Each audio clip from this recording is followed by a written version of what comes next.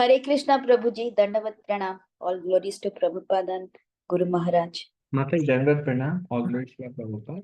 Mataji, can you introduce yourself? Prabhu ji, I am Sureshwari Gopi. And in Farmington Hills Temple, Yes, Prabhu ji. we met before. What was your name? Sarita. Prabhu ji, you know Subrat Prabhu, no? Who? Surat. Yes. Surat. Are you Actually, in Odisha? Kitchen he was there, Odisha, from Odisha. Ah, yeah. He used to help Giriraj Prabhu. Yeah. Yeah, now I Recently got we it. moved from LA. We have moved to LA 3 years back. Then again we have moved here to Farmington Hills Oh, last wow. 2 weeks before. Amazing. I remember him helping Giriraj Prabhu all the time Yeah. for cooking. Yeah. Okay. Thank you, Mata. Hare Krishna. Correct. I see Sharad. हरे कृष्ण प्रभु जी. प्रभु जी हरे कृष्णा. प्रभु जी थोड़ा अपने आप को introduce करिए. I'm from Detroit. I live in Detroit, but I'm here in Holland. So I think I've come to the Grand Rapids place a couple of times, Prabhuji. If I met you. And where are you from? I'm from NOI, Michigan. Oh, are you from Nepal? Yes. Yeah, I remember. And you came with your son and your wife. Yes. Oh, okay. So during the weekdays, I'm here in Holland, Michigan, but in the Oh, weekends, I'm back in Detroit. yeah, now I know you. Thank you, brother. Thank you for Yes. joining. Hare Krishna. Hare Krishna, Prabhu. Hare Krishna.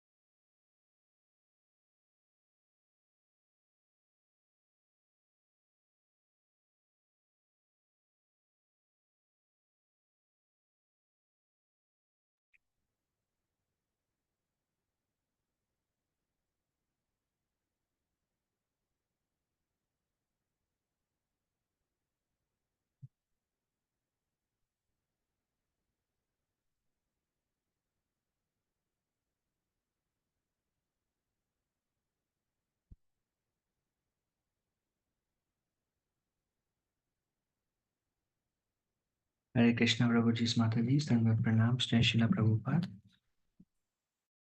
Audible and clear.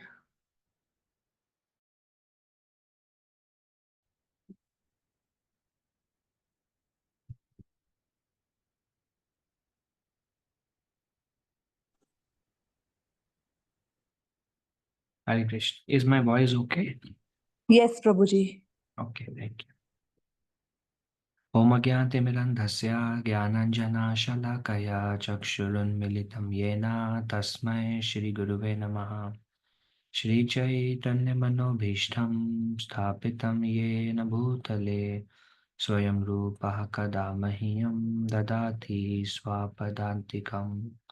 Vandeham Shri Guruhu Shri Yuta Padakamalam Shri Gurun Vaishnavamscha Shri Rupam Sagrajatam Sahagana Raghunathanvitam Tam Sajivam Sadvaitam Savadutam Parijana Sahitam Krishna Chaitanya Devam Shri Radha Krishna Padan Sahagana Lalita Shri Vishakhanvitamscha He Krishna Karuna Sindhu Dinabandhu Jagatpate Gopesha Gopika Kanta Radha Kanta Namostute Tapta Kanchana Gaurangi Radhe Vrindavaneshwari Vrishabhano Sute Devi Pranamami Haripriye Vanchakalpatarubhyascha Kripa Sindhubhya eva cha Patitanam Pavanebhyo Vaishnavebhyo Namo Namaha Namo Vishnupadaya Krishna Pristhaya Bhutale Srimate Bhakti Vedanta Swamin Niti Namine Namaste Saraswati Deve Gauravani Pracharine Nirvishesha Shunyavadi Paschatya Deshatarine Jai Shri Krishna Chaitanya Prabhu Nityananda Shri Advaita Gadadhara Srivasadi Gaur Bhakta Vrinda Hare Krishna Krishna Krishna Hare Hare Hare Rama Rama Rama Hare Hare Mukham karoti vachalam pangum langayate girim yatkripa tamaham bande Shri Gurun Dinatarinam Paramananda Madhavam Shri Chaitanya Ishwaram.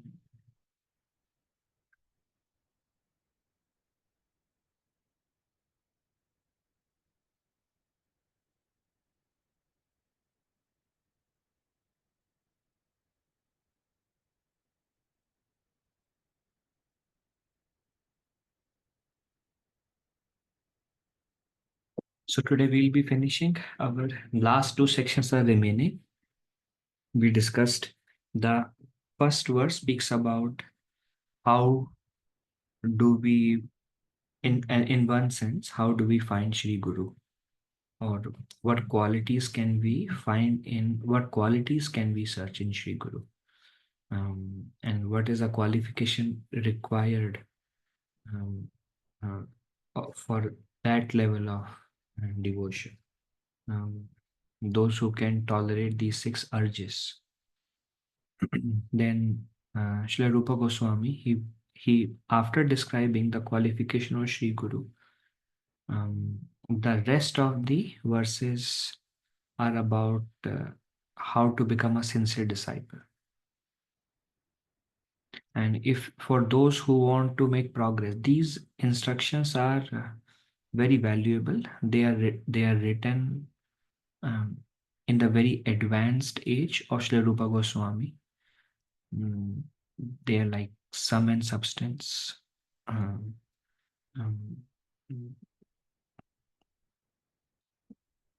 After, like, now we will have certain realizations. After a few years we will have some more realizations how these are obstacles. After a few more years we will have some more realizations. Same verses will keep on revealing to us more and more and more and deeper meaning of these six things.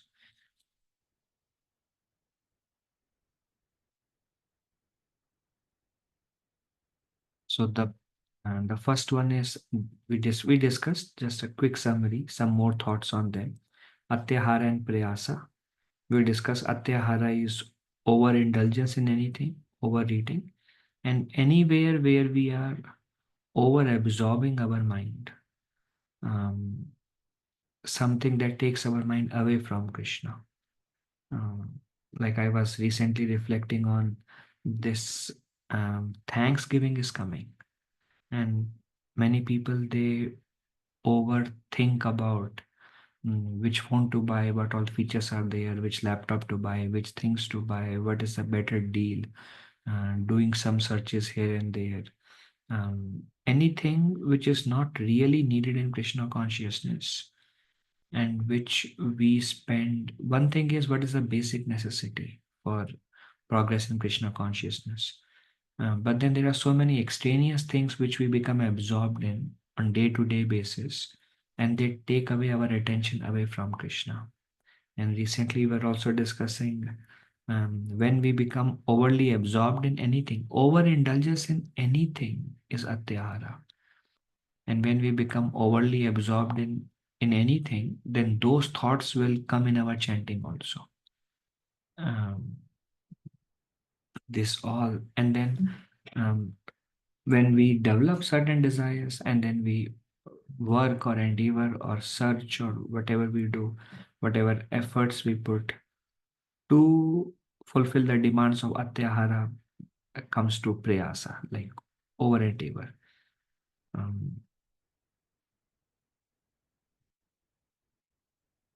And then we can reflect on the life of the Goswamis, Rupa and Sanatana Goswami. Recently, we were discussing in one of the Hindi discussions. If you were there in those discussions, we were discussing. If you see the life of these Goswamis, they were very filthy rich people. Rupa and Sanatana Goswami were like finance minister, prime minister. Raghunath Das Goswami was son of a jamindar. His salary was, his father's salary was in millionaires. And Srinivas Acharya, he wrote a song, it's called Chad Goswami Ashtakam, 8 verses glorifying the 6 Goswamis.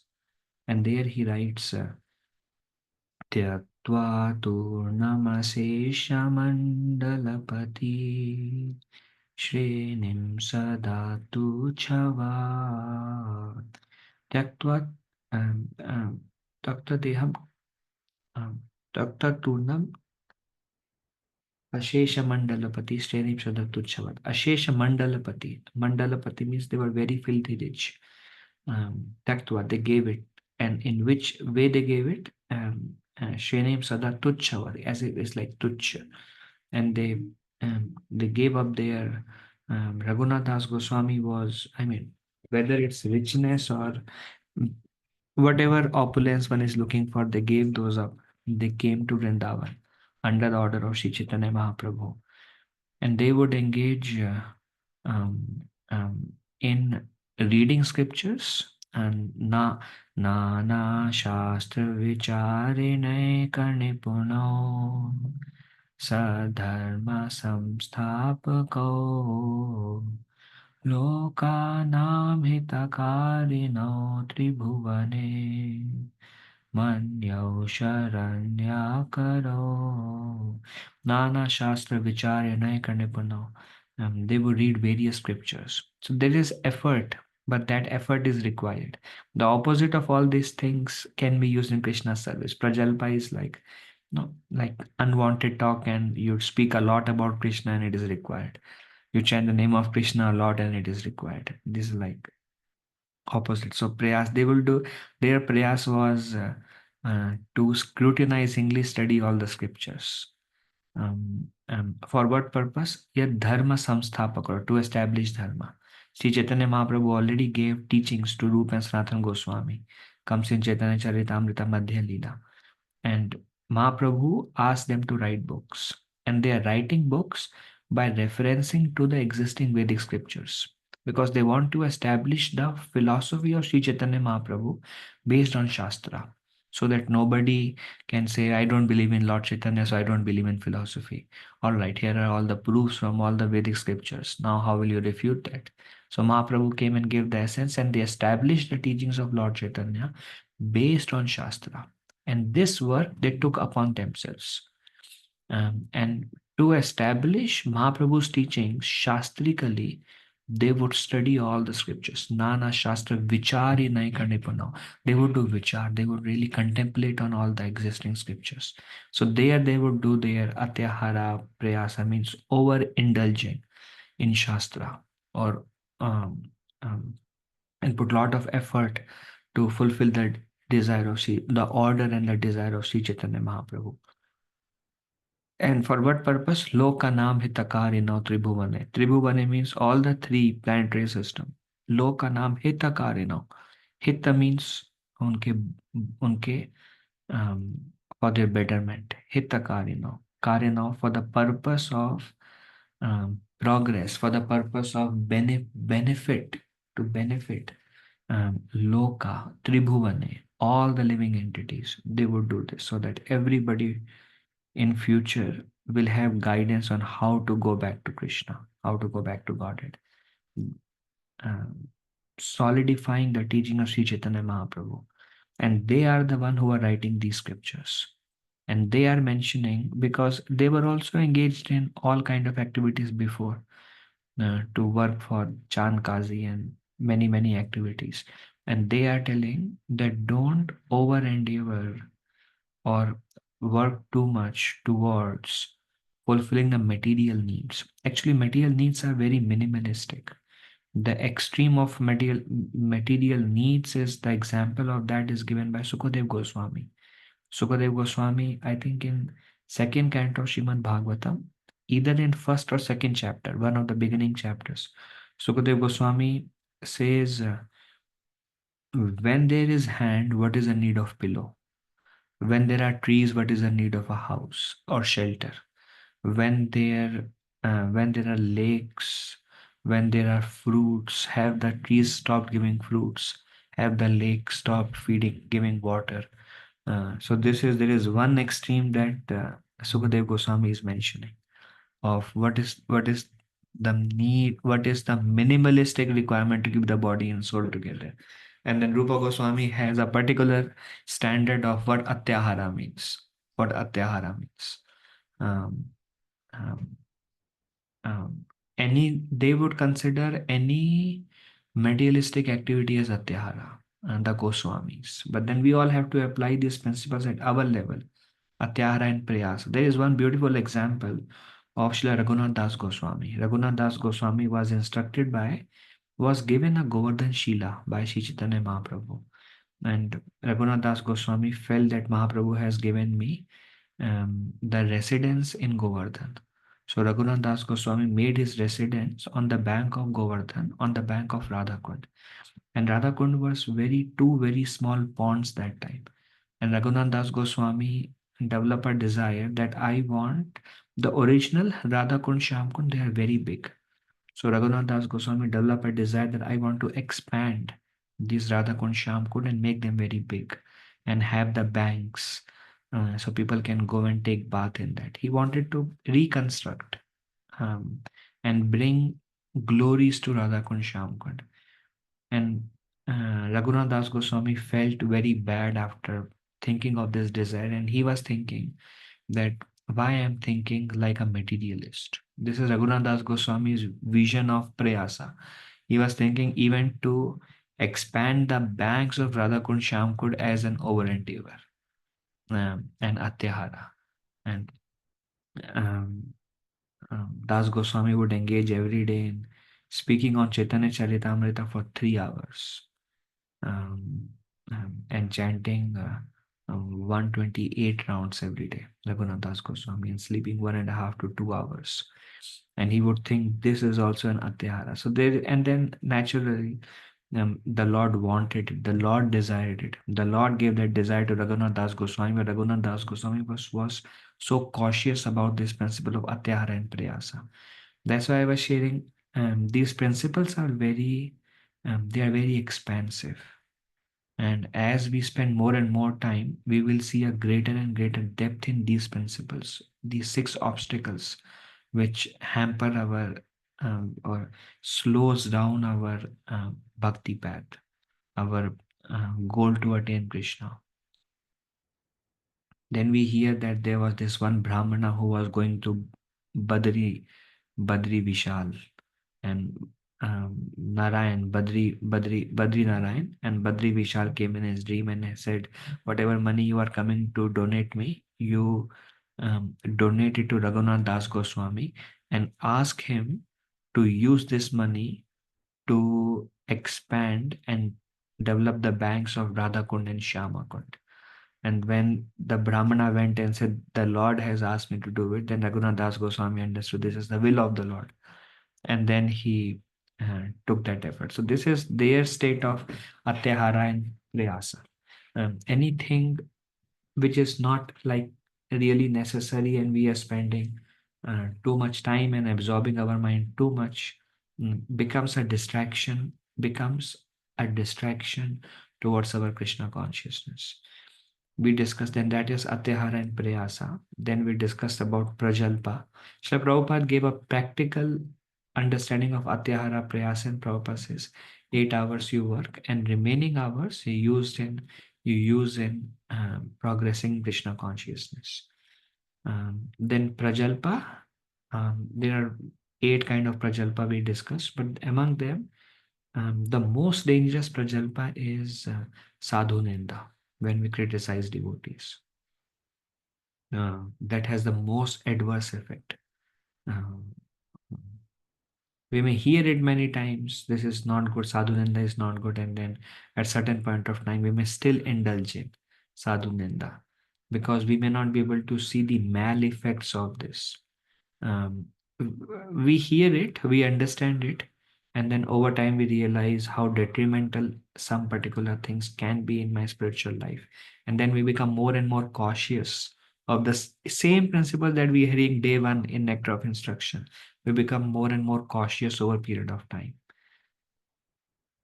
And then the second most detrimental form of prajalpa is when we try to win over a conversation on the basis of Shastra, debate, arguments, even with new people or amongst devotees, trying to win over a conversation. That also becomes a form of prajalpa. And then there are many other form of prajalpa, talking anything not connected to Krishna or impersonalist talk, and various other forms, or talking about sense gratification. All becomes form of prajalpa, or talking about somebody else's personal lives for the sake of just talking. Many various forms: newspapers, magazines, televisions, movies, serials, comedy, um, cartoons. I don't know what all different forms of prajalpas are there. Anything which is not connected to Krishna. Now, when we see our life, we feel like there is so much atyahara, there is so much over endeavor for material activities, there is so much prajalpa going on. So, but Rupa Goswami is giving beginning only. First, he's telling here are the qualifications of a sincere disciple, and Rupa Goswami is telling these 6 things. And what Rupa Goswami uses a very heavy word. Rupa Goswami says, Shadbhir Bhakti Vinashyati. Bhakti ka vinash karenge ye. Now see the language that Rupa Goswami, Vinashyati, Vinash matlab like Samapt, Khatam, destroyed. These 6 things. And then there is Niyamagraha, and Niyamagraha has a beginning principles of Niyamagraha. Niyamagraha basically, those who could not attend last week, Niyamagraha, it has 2 meanings, but just one aspect I would like to repeat is not following rules and regulations which are prescribed in the scriptures. Now these rules and regulations, niyama, these rules and regulations are also always expanding. The most basic form of rules and regulations is no meat eating, no gambling, no illicit sex, no intoxication. And then these rules and regulations, they expand. For example, we are discussing prajalpa. So now we discuss argument, debate, sadhu ninda, that this is a form of prajalpa. Now, not not following those principles in a way, still doing sadhu ninda or still doing argument, then we become, then we um, um, don't follow the principle of niyamagraha.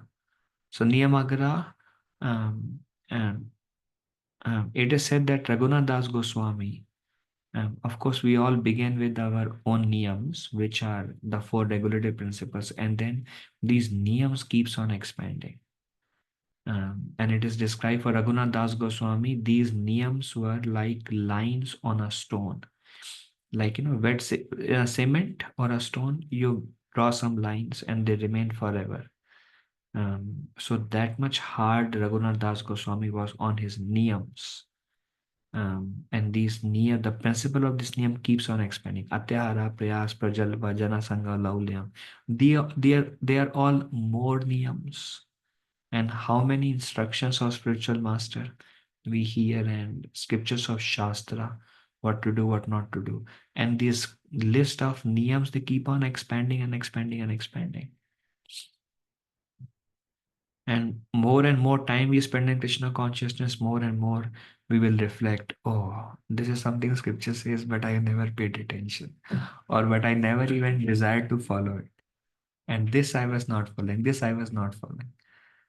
Of course, we use the word sincerity or gambhir or sincere devotional services when we are struggling and striving to fulfill the instructions of Shastra, instructions of spiritual master.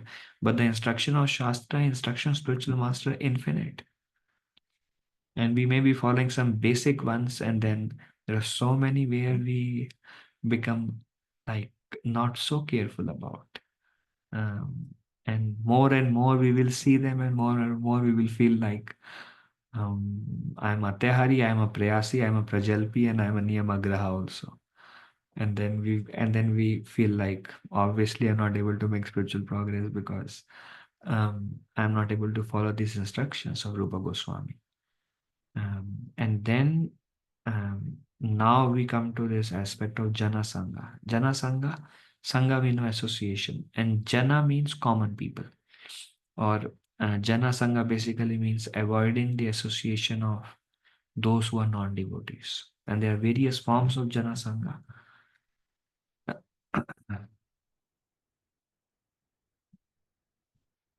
There is a Bhaktivinoda Thakur who is the grand spiritual master of our Srila Prabhupada.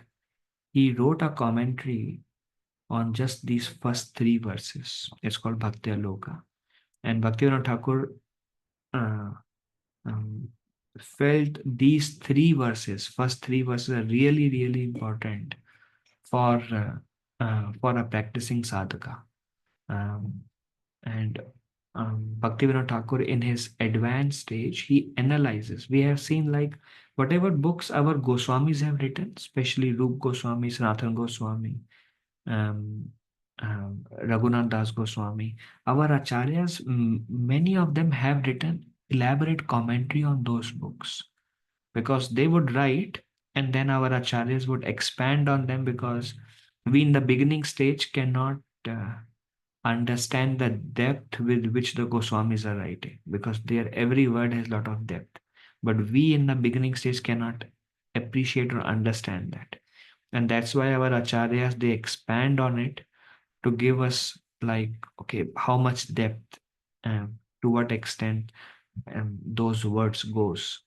And what are the various kinds of prajalpa, various kinds of janasanga, various kinds of niyamagraha, various kinds of atyahara, various kinds of prayasa that we are discussing, and more and more and more full deep realizations of these various obstacles Bhaktivinoda Thakur has described in this book. In this book, Bhaktivinoda Thakur has written probably one mini book on this verse, then one mini book like that, little, relatively thick only, probably 70-75 pages on one section, on one verse Bhaktivinoda Thakur has written. So Rupa Goswami wrote just 4 lines and Bhaktivinoda Thakur has written pages. And likewise, we have Vishwanath Chakravarti Thakur, we have Bhakti Siddhanta Saraswati Thakur, our own His Divine Grace Srila Prabhupada, all of them have written various commentary on these full of depth, these books written by the Goswamis. So Bhaktivinoda Thakur has divided Jana Sangha or unwanted association in these 7 forms. One is Mayavadis and atheists. Um, um, Atheists don't believe in God, and Mayavadi says we are God. And none of them practice bhakti. Then sense enjoyers, we have a slide on sense enjoyers. Then those who are fond of sense enjoyers. A woman and womanizers are those who are fond of women. Again, woman does not mean a particular male or female sex. Woman basically means the opposite sex. Like Yugal Kishore Prabhuji always says, he says, for man, woman is woman. For woman, man is woman. The basic word woman means to be enjoyed, and man means enjoyer. And both man and woman want to be the enjoyer. So the opposite sex whom they want to enjoy become the woman. Opposite sex basically. And then womanizers are those who are attached. Actually, Bhaktivinoda Thakur says womanizers are more dangerous than women. And likewise, the association of womanizers is more dangerous than women. And the association of those who are fond of sense enjoyers are is more dangerous than sense enjoyer. So sense enjoyer means a particular person he likes to eat very much. He likes, or maybe may go a little more um, um, extensive also. Okay, there is a person who is sense enjoyer, and there is a person who is always in association with sense enjoyer. That person is more dangerous association. And then there is opposite sex, and there is a person in the same sex, but that person is too much attached to opposite sex. Then the person in the same sex who is too much attached to opposite sex is more dangerous association than the association of the opposite sex directly. That's like womanizers and women. And see, Bhaktivinoda Thakur Bhaktivinoda Thakur does not say Mayavadi and atheist, then sense enjoyer, then woman, then hypocritical devout. He specifically make 2 categories of those who are sense enjoyer and those who are fond of sense enjoyers, and those who are opposite sex and those who are fond of opposite sex. And there Bhaktivinoda Thakur analyzes this is even more dangerous Jana association. Why they are more dangerous? Because uh, uh, by associating with those who are fond of either sense enjoyer or woman, one will develop those desires more strongly than when one is directly in contact with a woman or sense enjoyer. But association of those who are fond of them has a more detrimental impact on our desires. Then there is hypocritically devout. Hypocritically devout is they are hypocritical, but they seem to be faithful followers, devout. But then they are hypocritical, showing off. So that association is not good. And the last is the ill-behaved, like those who are drunkards, those who are ill character. Um, um, that association is also not good because it will um, um, they don't know what they are saying. It will disturb the mind. The conversation is not conducive. Different kind of talks will come. That association is also not good. Bhaktivinoda Thakur also says, meat eaters, all these are ill-behaved, foolish outcasts. So these 7 comes in Jana Sangha. And these paragraph are actually taken from from maybe 30 pages that Bhaktivinoda Thakur has written. Here we are putting maybe 2-3 paragraphs. But if somebody wants a lot more depth of understanding of these 6, then they are recommended to read this book, Bhakti Aloka.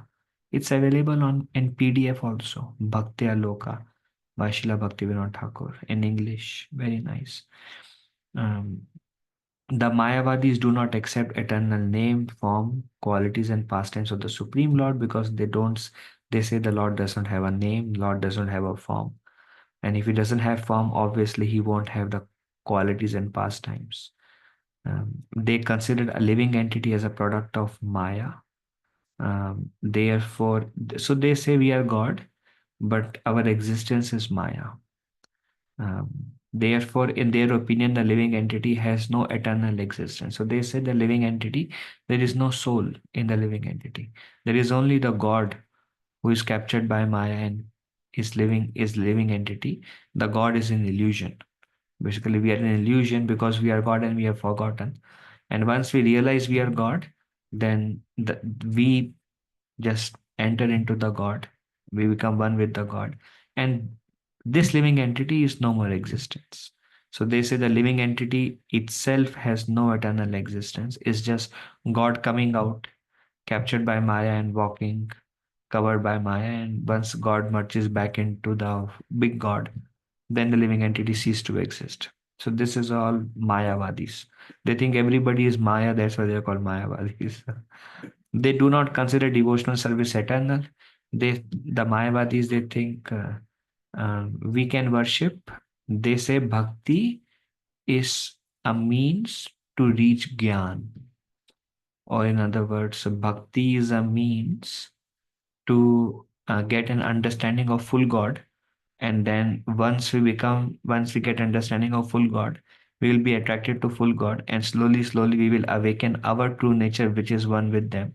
And then we merge into them, and then we cease to exist. Or the jiva, there is no jiva, there is only God. This is Mayavadi. So they do not consider devotional service eternal. Bhakti yogis, they say God is God, jiva is jiva, and the relationship between jiva and God is eternal, and the relationship of servitude. And bhakti is eternal. God is eternal, we are eternal. And the bhakti between the jiva and God is eternal. Um, but they do not consider that. Rather, they consider it a temporary method to cultivate knowledge. And that's why these Mayavadis, Gyanis, they say Gyan is higher than bhakti. They say. We hear this a lot in all these yoga studios in the West, mostly Mayavadis actually. Most of the Westerners actually Mayavad conception, most of them. That's why it becomes even more difficult to give Krishna consciousness to them. All the Mayavadi conclusions are opposed to the principles of bhakti. Therefore, by associating with Mayavadis, one's devotion gradually disappears. Even Sri Chaitanya Mahaprabhu said, um, Sariraka Bhashya Shunile Haila Sarvanash. Sariraka Bhasya Sunile Haila Sarvanash. So Sariraka Bhasya is the commentary by Adi Shankaracharya. Very interesting. We won't discuss that extent of Shankaracharya, but he was basically a devotee of Narayan and Govinda. Bhajo Govindo, Bhajo Govindo. Um, um,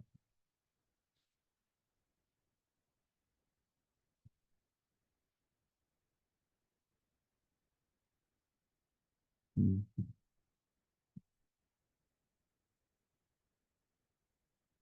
yeah. Okay. Mm. Okay, then there are just two slides I have kept. Something Bhaktivinoda Thakur says very emphatically. This is very, read it. We will read it very carefully and try to analyze. Bhaktivinoda Thakur speaks about sense enjoyers, and Bhaktivinoda Thakur is telling why association with sense enjoyers is harmful. If we think about sense enjoyer, probably all of us lie in those category. Definitely I am a sense enjoyer, and I think many of us lie in that category. Somebody gives us nice prasad, we'll accept it. It's prasad, but we are not eating it because it's reminiscence of Krishna. We are eating it because nice prasad actually. So most of us may be in that category, but we will consolidate it after two slides from there. But let's first speak about the characteristics of sense enjoyers. So first, Bhaktivinoda Thakur says association with sense enjoyers is harmful. And why? And what are the characteristics of sense enjoyers? So Thakurji says, those who are always busy associating with sense enjoyers are filled with blasphemy, envy, and violence. See, I mean, if we just contemplate and discuss and more, this is Bhaktivinoda Thakur writing on a very advanced stage and perfected stage. So Bhaktivinoda Thakur is telling those who associate with sense enjoyers develop the quality, they become blasphemous, envious, and violent.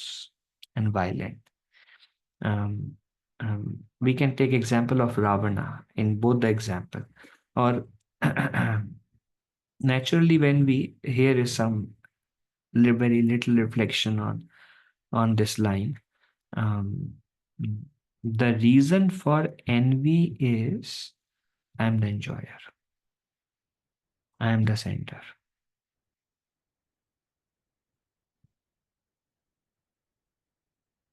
I am important, or anything connected to uh, uh, Jana se mohaya aham mameti. Aham and mama.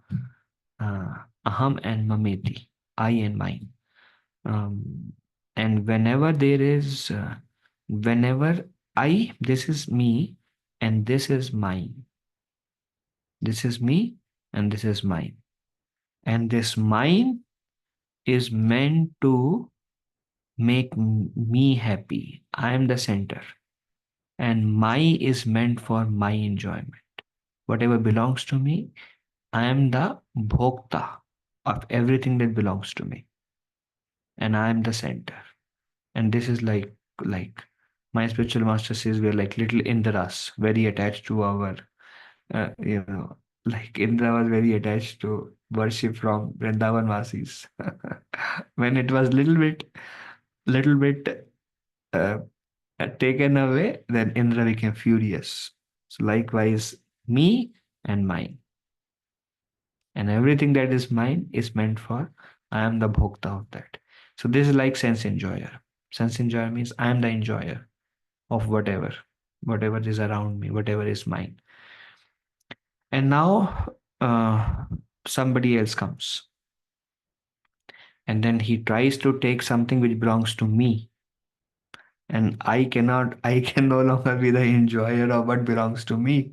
And somebody else will get it, what belongs to me, then I'll become envious of them. And then I may blaspheme them also. And then I'll become violent. Why violent? Because me, it's mine. I am the enjoyer.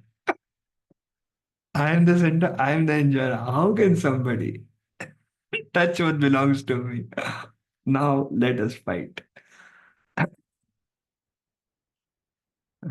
So one who is there's actually very deep. So Bhaktivinoda Thakur says, now obviously blasphemy, envy, violence, obviously they destroy bhakti. Envy destroys bhakti. Srila Prabhupada says Vaishnava means no envy. Um, uh, Envy destroys bhakti, violence destroys bhakti, ninda, sadhu ninda or blasphemy destroys bhakti. And then further, Bhaktivinoda Thakur says, quarrel, argument and hankering for sense enjoyment. Quarrel, argument and hankering for sense enjoyment is their life. So those who are sense enjoyers, they're always hankering. I want that. Hankering. And then if the hankering is very, very strong, then like for example, Ravana, he was always hankering more and more, and somebody told him, Surpanakha, his own sister told him, my dear brother, you are the enjoyer. You are the enjoyer of everything. And Ram has something that is actually better than everything that you have. His wife is better than everybody else.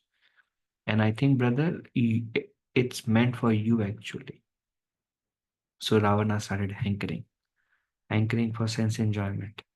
And then how much quarrel he created with that. Then he brought abducted Mother Sita.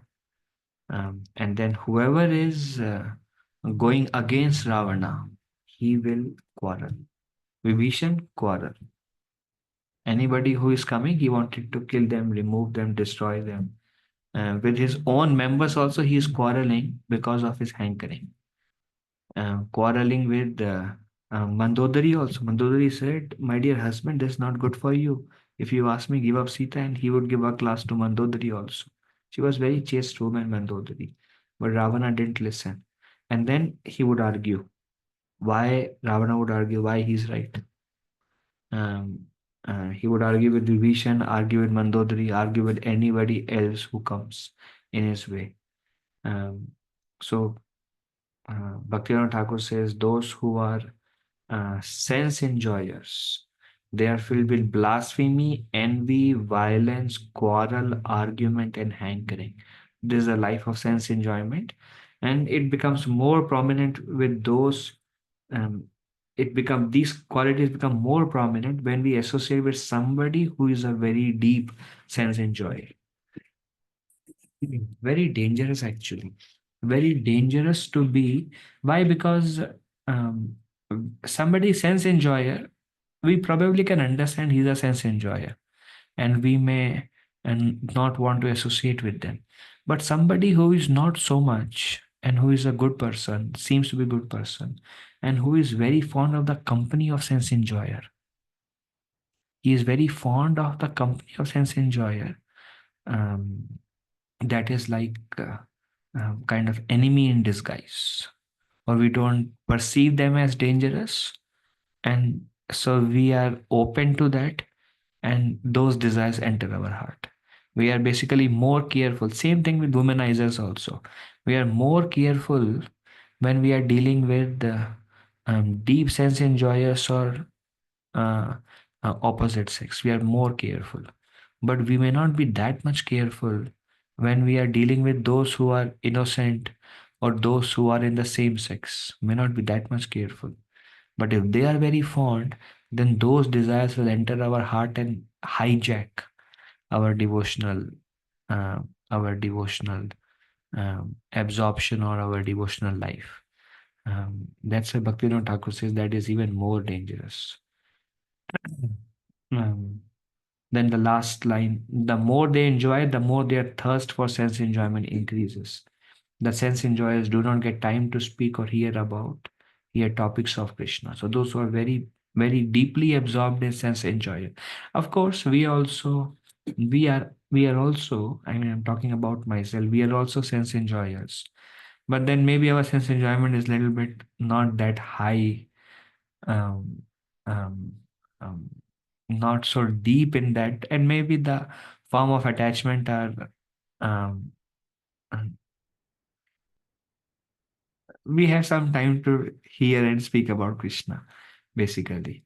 But those who are only and deeply into sense enjoyment, they do not get time to speak and hear topics of Krishna. And their thirst for sense enjoyment is like epitome. And they are filled with envy and violence and quarrel and hankering and blasphemy. And that association is very dangerous. Likewise, all this category that we discussed, sense enjoyer, fond of sense enjoyer, womanizers, hypocritically devout, ill-behaved, and Bhaktivinoda Thakur analyzes them, all of them in great detail, and what qualities accrue from them and how that association is dangerous. So just for an example, we took this example of how sense enjoyers and what thing they develop, how envy, violence, blasphemy comes into picture.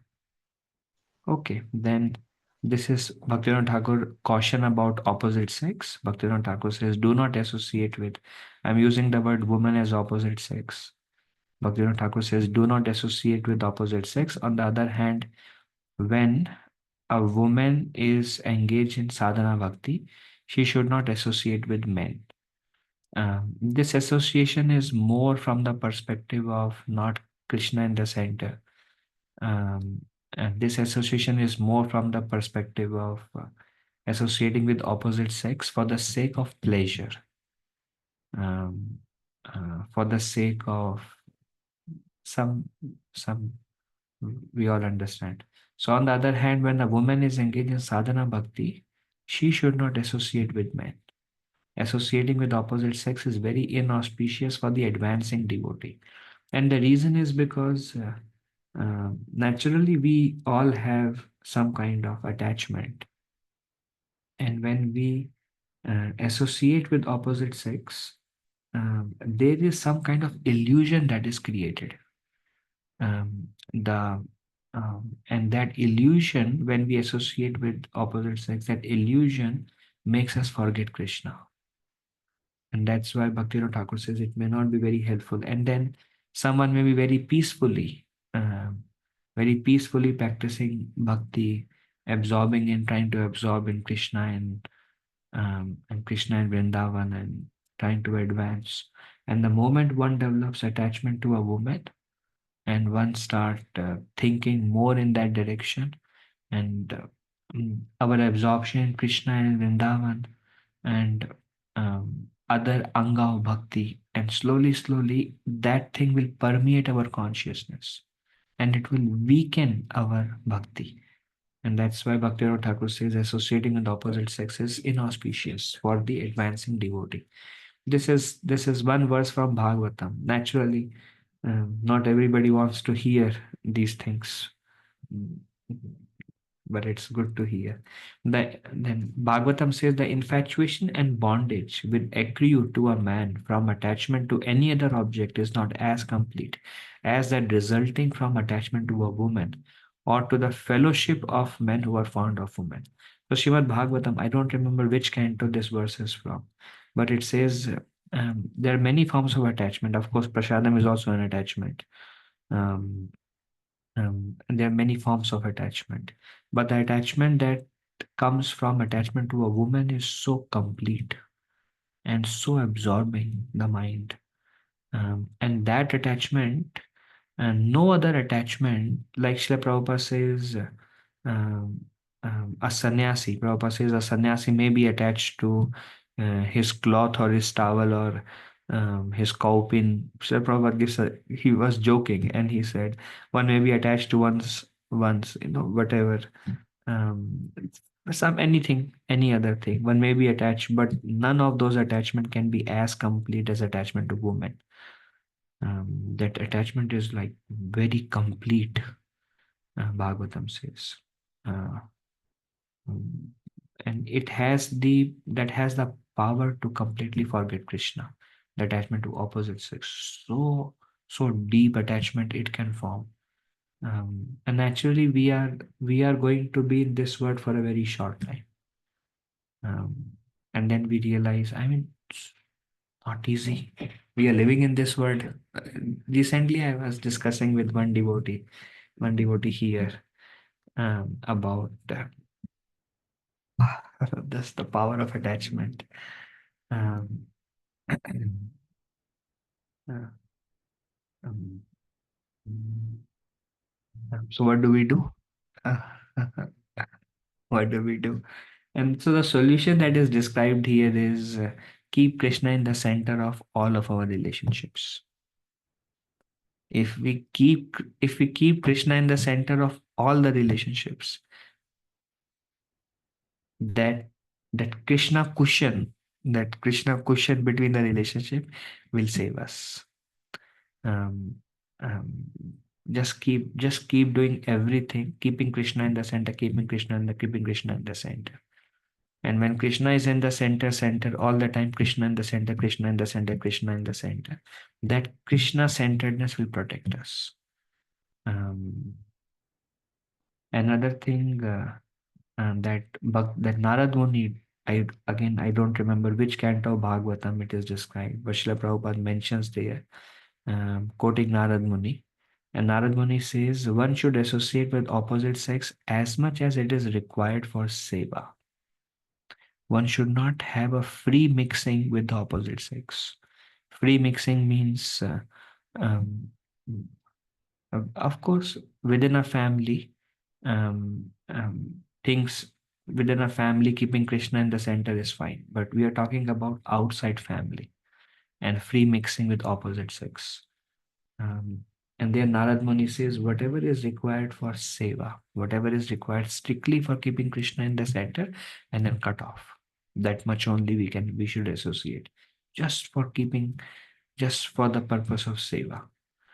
Um, Hanging out, having some conversations, not keeping Krishna in the center, going for some lunch together or doing some things, and then slowly, that thing will form very deep attachments. And because Krishna is not in the center, there is no cushion, and it will be such complete attachment that our Krishna consciousness will start becoming more and more weak. Um, um, so one can read in more details, but these all are different. Um, um, some more reflection on Jana Sangha. And this is one of my favorite verses of Bhagavatam. Why? Because this is so hope giving actually. This is from Uddhav Gita. Bhagwan himself is telling. When I first read, I was like, wow. And then I keep, every time I see this verse, it's like a life of a devotee, basically. So try to listen very attentively. Uh, wow. Um, um, Bhagwan says, having awakened faith in the narrations of my glories. See it, everyone apply this verse to your own individual life and see the journey that Krishna is describing. Having awakened faith in the narrations of my glories. So devotees begin with Krishna consciousness, and they start developing some affection, some attraction for Krishna, about the narrations of Krishna, about Bhagavad Gita, about the names of Krishna, and one gradually awakens some faith in Krishna. This is amazing. This is the real goal. This is the real stuff. This is what I want to get to. So that's like one has awakened faith. So Krishna says, having awakened faith in the narrations of my glories, being disgusted with all material activities. And if we see, before we came to Krishna consciousness, we all, maybe to some degree or other, had enough exposure of material existence. And to some degree or other, many of us would have been frustrated with material life. Material life is like that. Of course, if Krishna doesn't comes, then the material life is more like bhog and tyag. Bhog means we try to enjoy, and then brings a lot of frustration. And then we're like, there's so much frustration. I don't want this. And then we again end up in enjoying. And then again, there is a lot of frustration. Again, so much frustration. Again, I want to get out of this material existence. And again, some tyag comes. And again, the desire comes for bhog. And again, we start getting into some more form of enjoyment. And again, you're like, again, I'm frustrated so much. So naturally, when we come to Krishna consciousness, I'm sure we all have experienced. When we come to Krishna consciousness, we feel like, oh, I was always been searching for Krishna. I have always been looking for this. So many times I hear this. I've always been looking for this, and now it feels like my search has stopped. And we can see that everywhere I was previously, I was disgusted or frustrated or distressed. So Krishna says, having awakened faith in narrations of my glories, being disgusted with all material activities, knowing that all sense gratification leads to misery. So we have some realization how the sense gratification has led to misery in the past all the time. Every time we think like this time sense gratification will not lead to misery, and it does. It does leads to misery again. And then once we come and hear Bhagavad Gita, then we understand conceptually, we experienced it. So we understand, we know that all sense gratification leads to misery, but still being unable to renounce all sense enjoyment. So I understand, I've experienced it. All sense gratification leads to misery, but I'm unable to renounce. Still want it, unable to renounce. So Krishna says that is a condition of a practicing devotee. Then Krishna says, my devotee remains happy and worships me with great faith and conviction. Even though he sometimes engage in sense enjoyment, my devotee knows that all sense gratification leads to a miserable result, and he sincerely repents such activities. So Krishna says, my devotee, he loves me, he is very attracted to my devotional service, he engages in my devotional service. Then he knows sense gratification leads to misery. He still engages in sense gratification. And then he understands the effect of sense gratification, how it is leading to misery, how it's taking me away from Krishna. Still, he engages. He continues serving me, and he engages sense gratification, and he continues. And then when he engages sense gratification, then he repents. Oh no, I um, um, um, I didn't act properly, or I didn't do the right thing, or I made a mistake, or he repent. He knows he should not do it. He does it, and then he repents. So my devotee knows that all sense gratification leads to a miserable result, and he sincerely repents such activities. When an intelligent person engages constantly in worshipping me through loving devotional service, as described by me, his heart becomes firmly situated in me. Thus, all material desires within the heart are destroyed. So, what Krishna is saying is, we know this is not good for me. We still engage in some form of sense gratification, and then we repent, and then we sincerely pray to Krishna. We continue our devotion. Then again, once in a while, we can make mistake, become absorbed in sense gratification. Again, we repent. Again, we walk. Again, we fell down. Again, we repent. And slowly, slowly, the devotee does that. But gradually, because of devotional service to Krishna, the heart becomes gradually the heart becomes purified. And as the heart becomes pure, um, then slowly he becomes firmly situated in devotion to me, and and he comes straight to me. The conclusion is that the association of pious and sinful persons who are bereft of Krishna consciousness is undesirable. Um, uh, on the other hand, the association of persons who are sinful yet devoted to the Lord is desirable. So Bhaktivinoda Thakur says there are all these kinds of unwanted association. And then Bhaktivinoda Thakur says, if there are sense enjoyer or womanizers, fond of sense enjoyers, ill-behaved, Bhaktivinoda Thakur says, if they are bereft of Krishna consciousness, it is undesirable. But even if one is a very sinful man, um, um, if he see here, on the other hand, the association of person who was sinful yet devoted to the Lord is desirable. So Bhaktivinoda Thakur says, when Krishna is in the center, then and that will save us. Or somebody is sinful, um, um, or in other words, we have some devotee association, um, and they may have some bad qualities. Um, but because they are devotees, and that association is still desirable.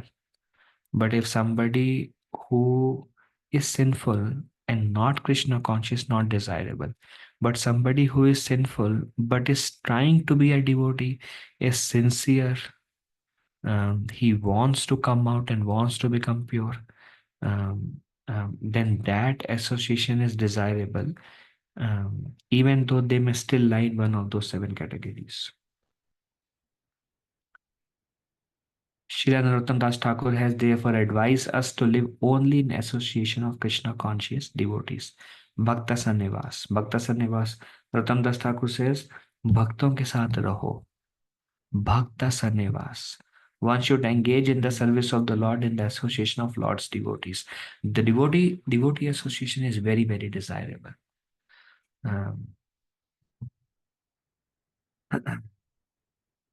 When I go to Farmington Temple, I mean, of course, that is my home because I spent 10 years there. And there are these devotees there, Shyam Kishore Prabhu, Bhagavad Acharya Prabhu, Rohinandan Prabhu, and others, Giriraj Prabhu. So they are like my family members actually.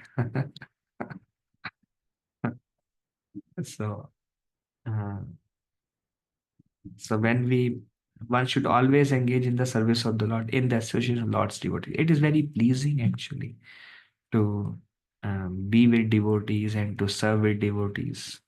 Uh, one is like very free when one is around devotees. It's like कैसे हो प्रभु जी सब ठीक है चलो कुछ साथ में कुछ प्रसाद लेते हैं कुछ बताओ क्या चल रहा है one is very free when one is with devotee it's like घर पे हो आप like when Srila Prabhupada would go to Vrindavan, Prabhupada would say Vrindavan is my home. One is very free around devotees आराम से जो इच्छा हो, एकदम खुला खुला mind but when one is with non devotees then one is very careful क्या बात करे कितना बात करे जितना मतलब है उतना बात करो then one is very cautious in a relationship but then bhakta sanevas when one is with devotees and especially when one has loving relationship with devotees then it is like so wonderful. Madam Das Thakur says, live in association of devotees.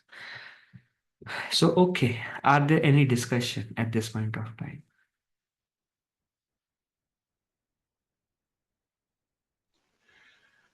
Hare Krishna Prabhuji, Vinay here.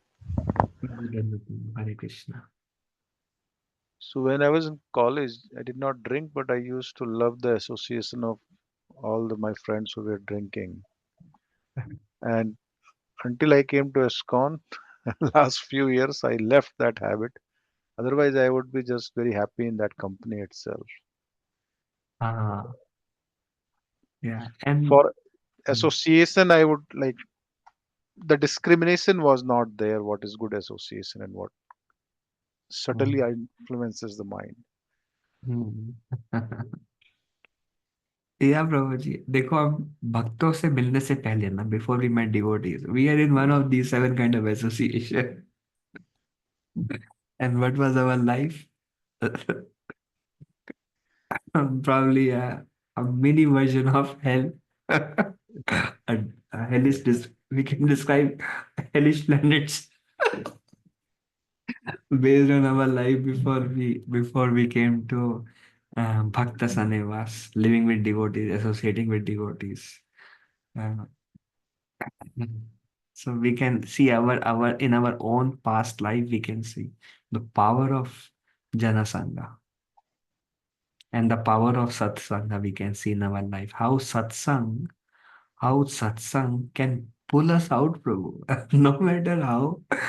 I mean, I remember myself deeply trenched in non-devotional activities, and how this Bhakta Sanivas, how the Vaishnava, how the satsang, devotee association can pull us from infinite depth of material existence. They can just bring us up, Prabhu. So one can never underestimate the power of satsang. The other experience which I wanted to share quickly, when we are with non-devotees, there is a lot of judgment which happens, and we judge others, and we also judge ourselves against each other. And after those conversations, the mood is not very pleasing. It's more of a competitive. Hmm. Jealousy comes out. It's hidden, but it's there. But when we meet devotees, it's like who is more humble. The competition is on the other side of the aisle, right? Who is more modest? Who is more bigger donor? Who can do more service? And then the taste is entirely different. I feel it. And it is so, thank you, Prabhu, wonderful reflections. It is so pleasing to be with devotees, na? And it is Yes. so artificial to be with undevoted, not devotees actually. Not We are very artificial actually.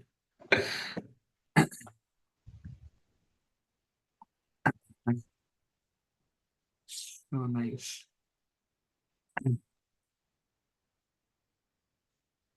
Thank you, Vinay Prabhu. Wonderful reflections. Okay. Any other thoughts, questions, comments? Dhanvat Pranam Prabhuji, Hare Krishna, Congress to Srila Prabhupada. Very grateful for the sharing, Prabhuji. Just on the friendship between devotees, I was getting inspiration. I'm sharing one thing, Prabhuji. Recently, His Holiness Lokanath Swami Maharaj was in the Samadhi temple of Srila Gopal Krishna Swami Maharaj in Vrindavan.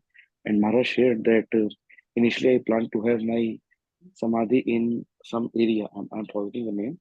but now I've changed my plan. I want to have my samadhi near the samadhi of His Holiness Gopal Krishna Goswami Maharaj, and because we were such a good friends, so like that I was sharing. Well, Lokanath Maharaj mentioned that. Lokan Maharaj mentioned in the live session he was sharing that I changed my plan. I want my samadhi to be near my friend in the Gopal Krishna Goswami Maharaj, like that he shared in the class. Oh, amazing. Okay. Thank you, Prabhuji, for sharing. Yeah, it's so nice to be with devotees, especially we all should have loving friendship and between some of devotees, in which association we are completely free, and devotee association. Devotee and we are completely free like at home. And that will be a very fulfilling experience that like I know like I'll tell you something about His Holiness Radhana Swami Maharaj. So Maharaj loves being around his god brothers. He is like very free when he is around with god brothers. And like Maharaj did 7 days yatra, na, 1st to 6th, and then on 7th, Maharaj just went during japa time, and he sat with all his god brothers, and Maharaj was chanting japa with them. They were smiling and they were laughing, and Maharaj is very free. So at all of our levels, we all should have relationship amongst equals, where the relationship is with devotees who are caring and loving, genuine love, genuine care, genuine well-wisher, without competition, but each other's well-wisher. And then just be free. That time is very pleasing.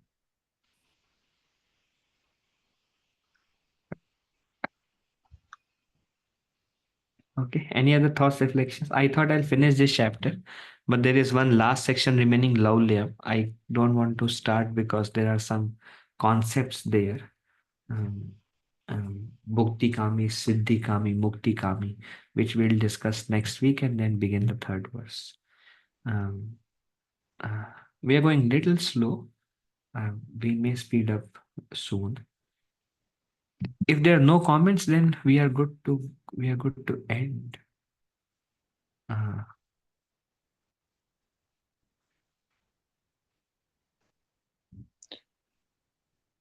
Thank you, Prabhuji. Hare Krishna, Prabhuji. Hare Krishna, Prabhuji.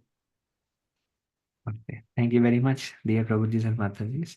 If I spoke anything wrong, please forgive me as a humble servant. Dandavat pranam, Hare Krishna. Hare Krishna Prabhuji, Hare Dhanavad Krishna Prabhu, Dandavat Pranam. Thank you very much. Hare Krishna Prabhuji, Dhanavad Pranam. Thank you, Mataji. Hare Krishna. Dandavat pranam. Thank you, Prabhuji. Hare Krishna. Thank you, Mata. Hare Krishna.